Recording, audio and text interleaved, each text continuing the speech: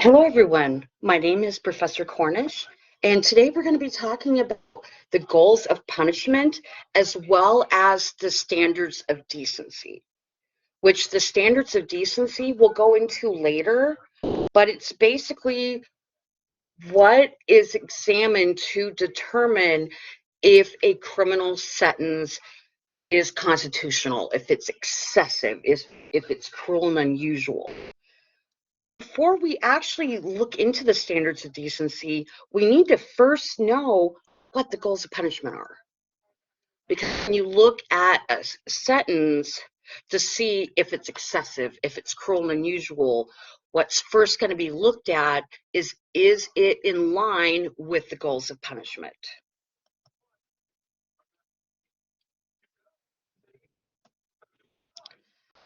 Now, the first goal of punishment, which actually this is not one of the main goals anymore, but revenge. It's one of the very earliest goals. And this punishment is really equal to vengeance. Now, we're talking about on an individual level. Now, with revenge, it's both the emotion and act in response to victimization. Now, it's associated with eye for an eye. Now, some of you might be familiar with the term lex talionis. This is what we're talking about. For an eye, revenge on an individual level. Like, for example, let's say you ended up murdering me. My partner turns around and murders you. One of your family members turns and murders my partner. And then it just continues. Revenge was used, during the feudal times in Europe. You can find it also in areas of the United States after we even became a country where there wasn't law enforcement yet, such as like the Wild West. You'll also find it even in modern times like mobsters, gangs. There's still countries that use this. Now, you can see revenge would be really problematic. And that's why during Europe, the monarchs were like, okay, we can't have our individual citizens going out and enacting revenge on everybody. There ended up being like a lot of blood feuds, a lot of innocent people being harmed, even killed. So the monarchs were like, okay, we're going to make the victim of a crime the crown, the government, the state. So that's why now if you see like criminal, like Murphy versus whoever, we're not having individual victims. It's like the state of whatever versus Murphy, because the state, the government is made the victim to keep revenge, to keep those blood feuds from happening. When we moved away from revenge, we went to retribution. It's still the same thing as revenge, but instead of being on an individual level like revenge was, retribution is on a societal level. It expresses society's need for revenge by inflicting punishment on those who infringe on the rights of others through the commission of their crime. It's basically you as a criminal offender harmed society, so therefore society, we're going to harm you through the punishment you're going to receive. So it's pretty similar to what revenge is, but instead of, like I said, on revenge being on the individual level, retribution is on the societal level. Whatever crime you did, you harm society. Therefore, society, we're going to harm you back. Now, retribution was one of the three big purposes of punishment that was utilized during Get Tough on Crime and the war on drugs. Like during the war on drugs, drug offenses were viewed as so severe and so harmful to society. Therefore, those offenders needed to receive greater punishments. Now, as we'll talk about in later presentations, the retribution in regard to drug offenses caused a lot of issues. Tied into retribution is just desserts. It's an expansion of retribution. For just desserts, you as a criminal offender committing a crime, you deserve to be punished. And if you said offenders are morally blameworthy and therefore deserving of punishment, you decided to commit a crime, therefore you open the door to get punished. Now, under just desserts, it views that punishment needs to be based on the seriousness and severity of the crime. Now, there's a concept in the criminal justice field called proportionality. That's what this is. The severity of the punishment an individual receives for their crimes needs to be equal to the severity of that crime that was committed.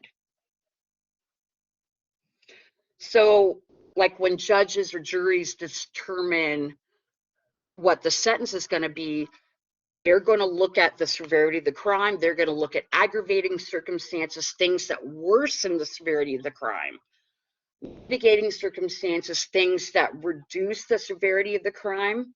And based on all of that, they're going to determine what the appropriate punishment is. Now, say someone commits shoplifting. If you sentence them to life without the possibility of parole, that is not proportional. That is majorly excessive. But if you have someone that commits first-degree murder and there's no mitigating circumstances, you're not going to sentence that individual to community service. Because, again, it's not proportional, and you're really not punishing the harm that that offender caused.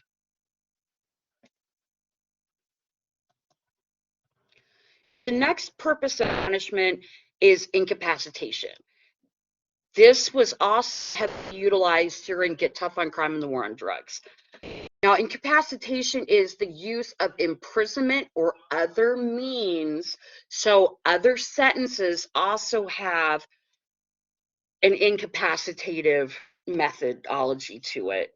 It reduces the offender's capability to commit future crimes.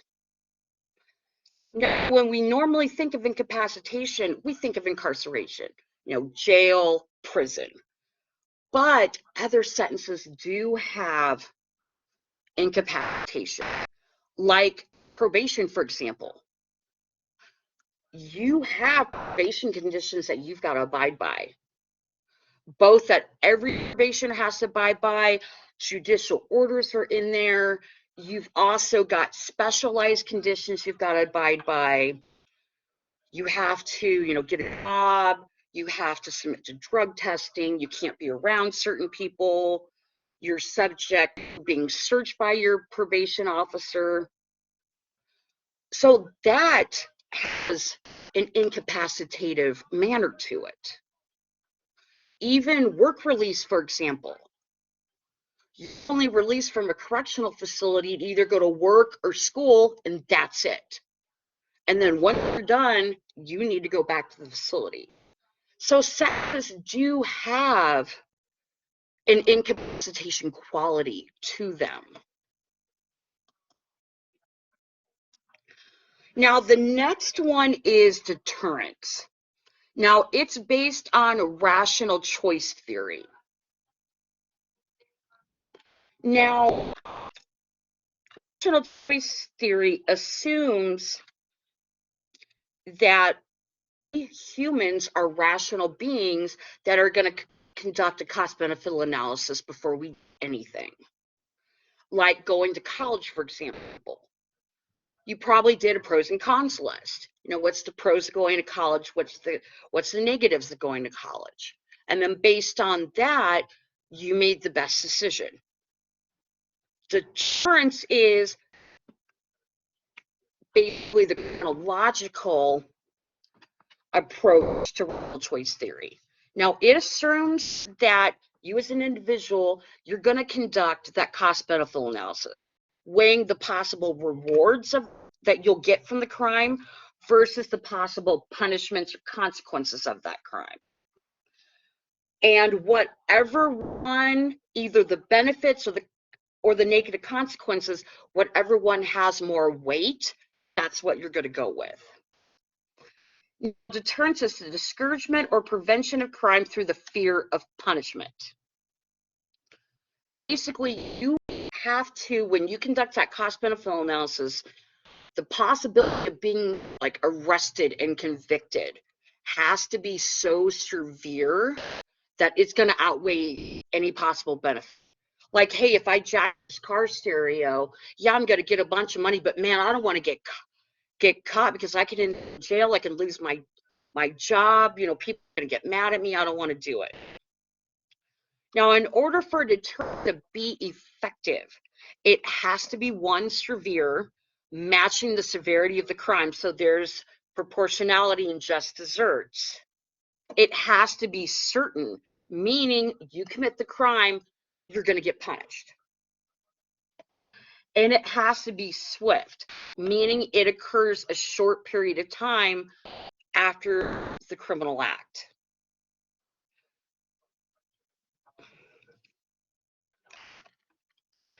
Now, there are some issues with deterrence. Obviously, one with swiftness, I'll go back to that slide. With the court system, sometimes you've got a big chunk of time between arraignment and you actually going to trial and getting sentenced. There isn't always a possibility there that you are going to get arrested.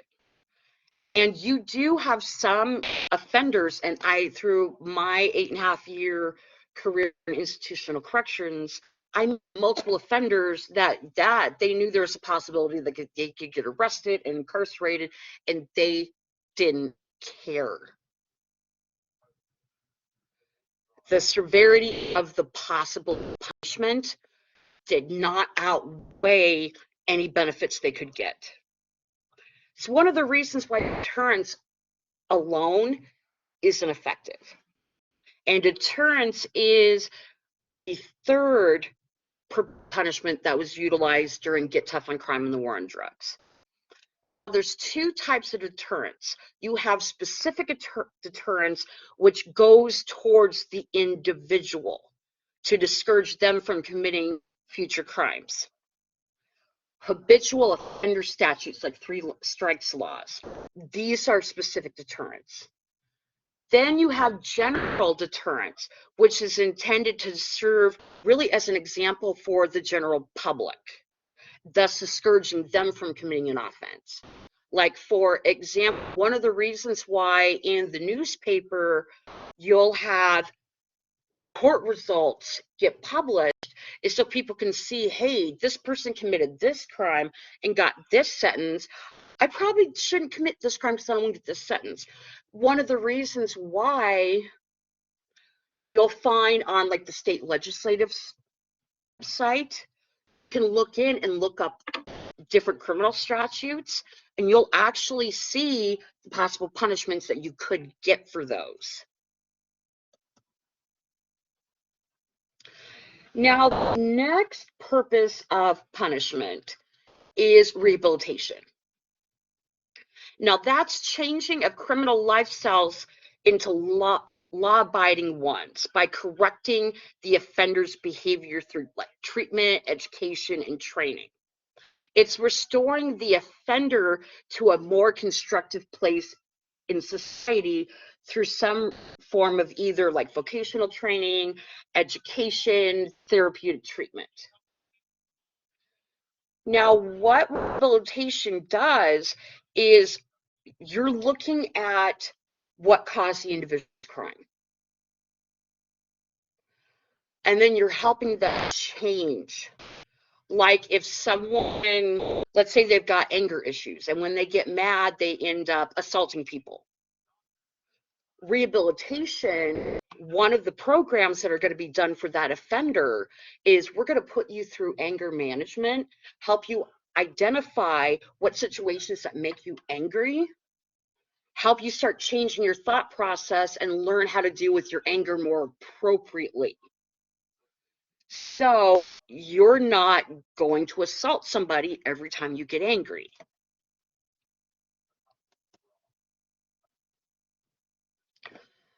Now, rehabilitation, it aids the offender in moving away from criminalistic, antisocial behavior to more appropriate pro-social ones.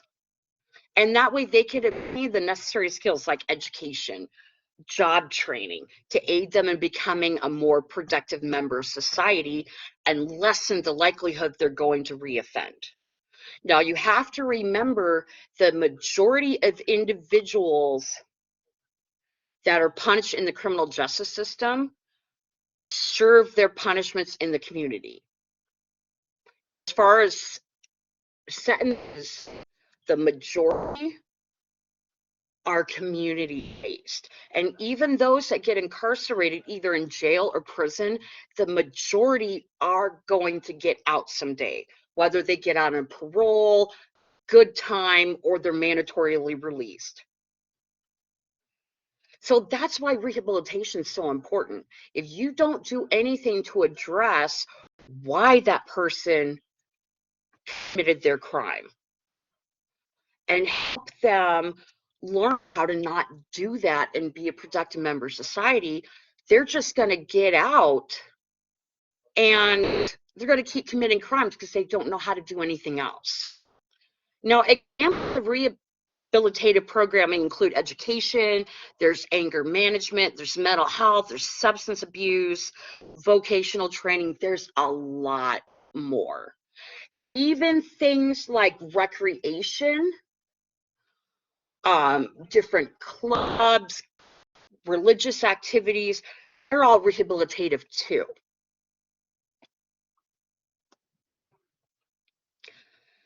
Now, the next purpose of punishment, and this is actually one of the main ones, is it's also called reintegration.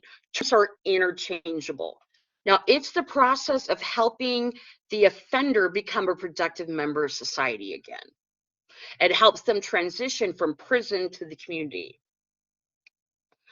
Now, reintegration is extremely important the more time someone is incarcerated, the longer they're down.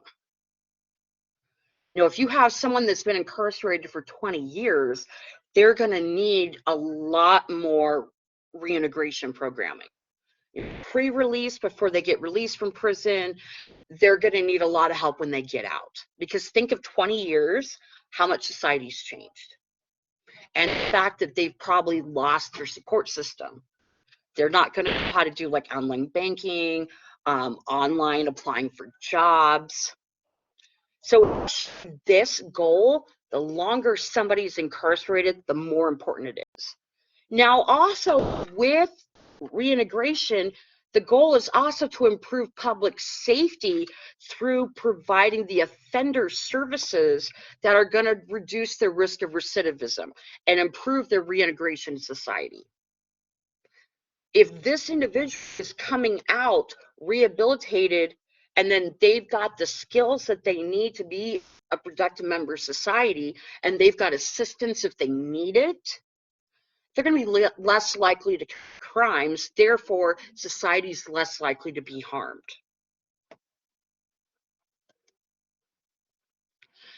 Now, the last goal, and this isn't always part of the main ones, but the last goal is restoration. It goes right in hand with rehabilitation and reintegration. Now, restoration emerged during the 1960s as part of the victims movement. Now, with the victims movement, as I stated earlier with retribution, how instead of individual being seen as a victim of the crime, it's society, it's the government, it's the state or the crown. Restoration went like, wait a minute, we still need to focus on the individual because they were harmed. So that's why now, before someone's sentence, as part of their pre-sentence investigation, they're allowed to give a victim's impact statement. During sentencing, the victim's allowed to give a statement. Same with parole hearings. You also have a lot more services for the victims. There's victim advocates. Now, restoration is a process for returning to their previous condition, all those affected by a crime. So we're talking about the victim, talking about the offender, and we're talking about society as a whole. You know, think of like a neighborhood that has a lot of gang activity. And think of the harm that that activity not only causes to the residents, but also to the neighborhood too. Now, with restoration, accountability is huge with this. It's not, hey, we're going to let the offender off. They're held accountable for their actions, and they're allowed the opportunity to make amends. One example of this would be victim offender mediation, which when I worked corrections in Nebraska, we had an inmate that he ended up injuring a staff member during an escape attempt. Well, the inmate and the former staff ended up having victim offender mediation. And I did talk to the inmate about it, and he said it was really hard coming face to face with him and hearing how I had hurt him. But I was able to make amends and came out of it good. So it's not an easy thing. And reparation is being used a lot more, not just in the criminal justice field, but also schools are using it too. And now that we've gone into what the purposes of punishment are, we're going to look at how do we determine if a criminal sentence actually meets standards of decency, if it's constitutional. Now, the Eighth Amendment guarantees protection against excessive fines, which also that has been expanded into excessive sentences and cruel and unusual punishments.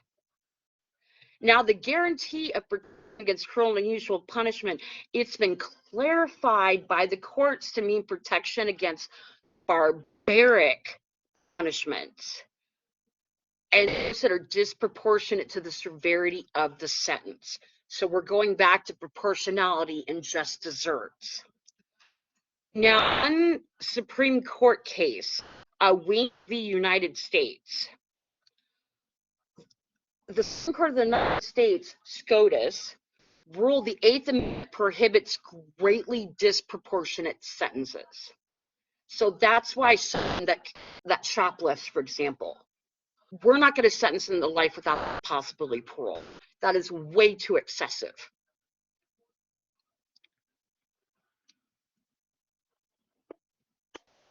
Now, the cruel and unusual punishment clause of the Eighth Amendment has been determined to not be static, but progressive and forever changing.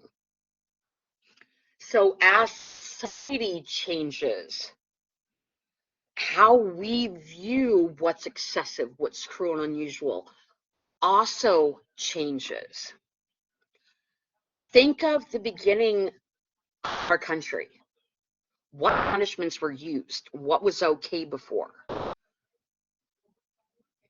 of them wouldn't be okay right now. Like someone in the stocks in the public square and letting the public throw rotten fruit and vegetables at them. most likely would be okay today for a lot of crimes. Now, when an appellate court, whether it's a state appellate court, a state Supreme Court, federal district, federal circuit court of appeals, or SCOTUS, when they look at, is a punishment excessive, is it cruel and unusual, there's some things that they look at that they have to consider. One, was the punishment originally understood by the framers of the Constitution to be cruel and unusual? So what did the founding fathers feel about this? And then, does the punishment, when societal consensus is examined, offend current civilized standards of human decency? So we're going to look at opinion polls. We're going to look at research. We're going to look at laws in the states and what sentences are being used. We're going to look at what other countries are doing. Is the punishment grossly disproportionate to severity of the crime? Also, does the punishment make a measurable contribution to the acceptable goals of punishment? So now we're going back to those purposes of punishment. Retribution, incapacitation, deterrence, rehabilitation, reintegration. Now, like I said, restoration isn't one of the main ones. It can be considered as well when they're looking at this. Now, Truth v. Dulles. SCOTUS stated the Eighth Amendment must draw its meaning from evolving standards of decency and really mark the progress of a maturing society. You know, it recognizes that we as a society, we're going to grow, we're going to change. So what was okay maybe 40 years ago, it's not going to be okay right now. Also, the underlying concept of the Eighth Amendment was nothing less than the dignity of man. Now, when determining what civilized standards of decencies are, the courts, they have to examine what's called the legislative lay of the land, and I've already gone into that. They're going to look at state and federal legislation and case law. They're also, and they utilize both as a measure of societal consensus. Now, legislators, you know, like Congress persons, they tend to enact legislation that supports public opinion. Remember, legislators, both state and federal, they got to put it in. Normally, they're going to do what their constituents want. Because, hey, if I'm going to get voted out.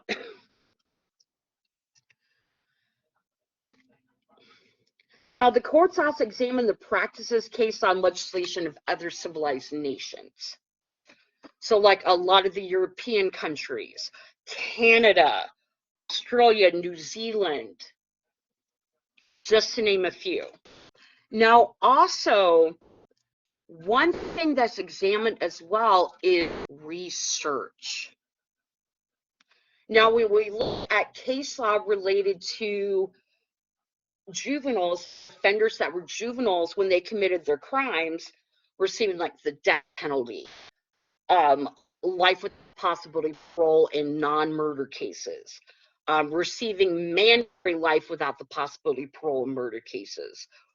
Research was a huge determinant in SCOTUS's decision. And a different presentation, we're actually going to go into that.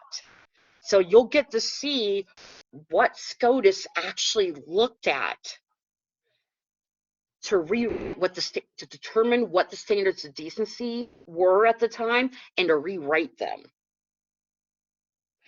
Now, the standards of decency, they are constantly changing. I said, what was good like maybe 40 years ago is not now. Now, in a different presentation, I'm going to go into federal crack cocaine legislation. Even if we look at that, something that happened in my lifetime, it went from crack offenders being enemy number one to, okay, hey, we're going like majorly excessive on this. We need to be reworking these statutes and these sentences.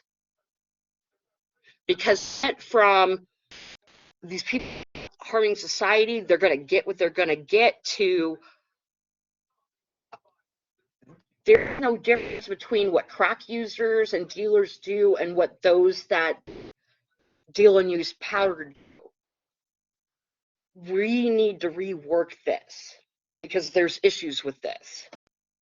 So even in my lifetime, standards of decency have majorly changed. I hope you enjoyed the presentation. If anyone has any questions, please contact me, and I'll see you next time. Stay safe, guys.